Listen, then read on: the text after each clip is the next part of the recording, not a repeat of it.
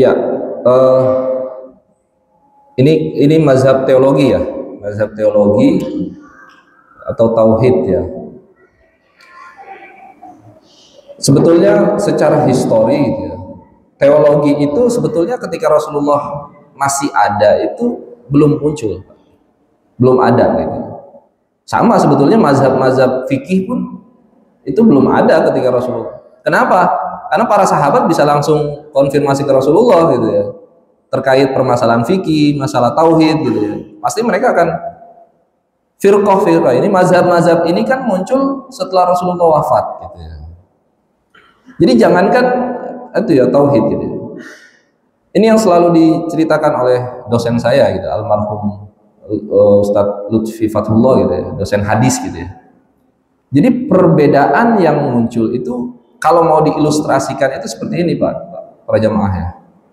Jadi ketika Rasulullah itu sholat, Allahu Akbar, itu kan sahabat itu kan ada yang melihat dari arah depan. Maka sahabat yang melihat dari arah depan tentu menjelaskan, menggambarkan sholatnya Rasulullah itu versi lengkap gitu ya. Telapak tangan itu di bawah telinga, kemudian agak terbuka, itu versi lengkap lah gitu ya. Tetapi kan ada sahabat yang melihat dari samping kanan, itu beda lagi, lihat sudut pandangnya gitu ya, sehingga mendeskripsikannya, menggambarkannya beda lagi tentu. Mungkin versinya kurang lengkap gitu ya, tidak sejelas yang melihat dari depan.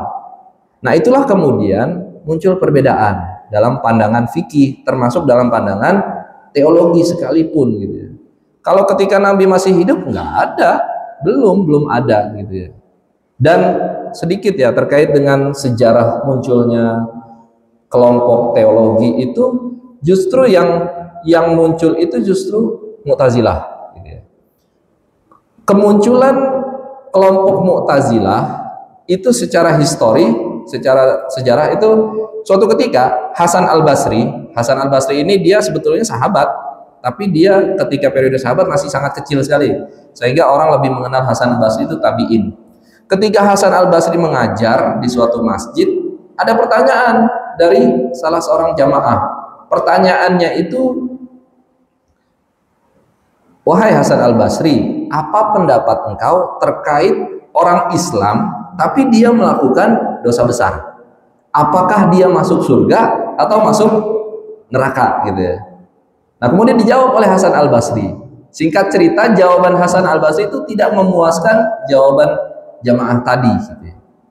Sehingga kemudian jamaah tadi itu memisahkan dari lingkaran kajian tadi, pengajaran tadi. Nah sikap dia memisahkan itu dikenal sebagai Mu'tazilah. Secara harfiah itu diambil dari kata i'tazalah ya'tazilu, memisahkan diri gitu. Nah itulah cikal bakal Mu'tazilah. Siapa tokoh yang bertanya itu? Tokoh yang pertama adalah namanya Wasil bin Atha. Maka kemudian dalam Mu'tazilah itu nanti ada mereka punya 5 prinsip. Salah satu prinsipnya adalah mereka meyakini di hari kiamat nanti itu ada satu tempat. Jadi kiamat itu nggak cuma surga, neraka, tetapi ada manzilah bainal manzilatain. Ada tempat di antara neraka dan surga. Orang yang murtakibul kabir, orang Islam yang berbuat kriminal, itu nanti tempatnya di situ. Dia tidak di surga dan tidak di neraka. Itu Mu'tazilah muncul duluan. Nah baru setelah itu ya, ini kok dirasa sepertinya ajaran Islam, pemikiran Islam itu kok udah mirip-mirip kayak pemikiran filsafat Yunani dan lain sebagainya ini. Maka kemudian muncul tokoh yang dikenal sebagai Asy'ari, ya Abu Hasan al-Asy'ari. Dan kebanyakan pemikiran Abu Hasan al-Asy'ari itu adalah sebagai bantahan atas pemikiran-pemikiran Mu'tazilah yang kebablasan dalam hal rasionalitas gitu. Karena segala sesuatunya kelompok Mu'tazilah itu patokannya akal. Sebaliknya kelompok Asy'ari atau nanti yang dikenal sebagai Ahlus Sunnah wal Jamaah itu menggabungkan, mengembalikan. Jadi jangan terlalu rasionalis ini umat Islam ini. Kita harus kembalikan juga antara dalil-dalil teks-teks keagamaan, Al-Quran dan hadis. Jangan terlalu liberal, jangan terlalu rasional.